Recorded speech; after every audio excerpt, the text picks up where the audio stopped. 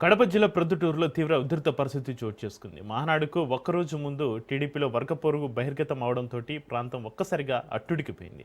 పరస్పర రాళ్ల దాడులు, పోలీసుల లాఠీచార్జితోటి పరిస్థితి ఉధృతంగా మారింది.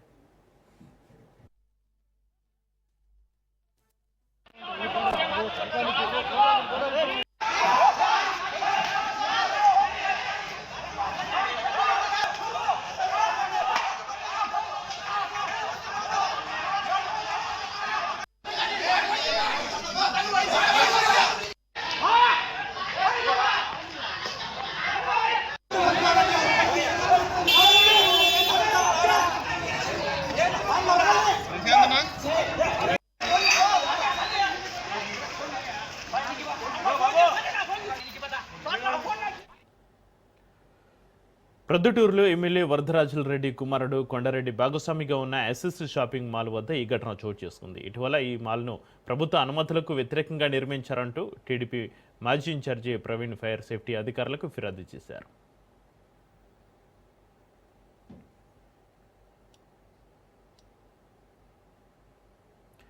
నేడు తనిఖీల కోసం అధికారులు చేరుకున్న నేపథ్యంలో పరిస్థితి మరింత వేడెక్కింది. అధికారులు వస్తున్నారన్న సమాచారం తెలుసుకున్న ప్రవీణ్ వర్గం అక్కడికి చేరుకోవడంతో పాటుగా అనంతరం ఎమ్మెల్యే వర్గీయులు కూడా అక్కడికి రావడంతో రెండు వర్గాల మధ్య తీవ్ర వాగ్వాదం చోటు చేసుకుంది.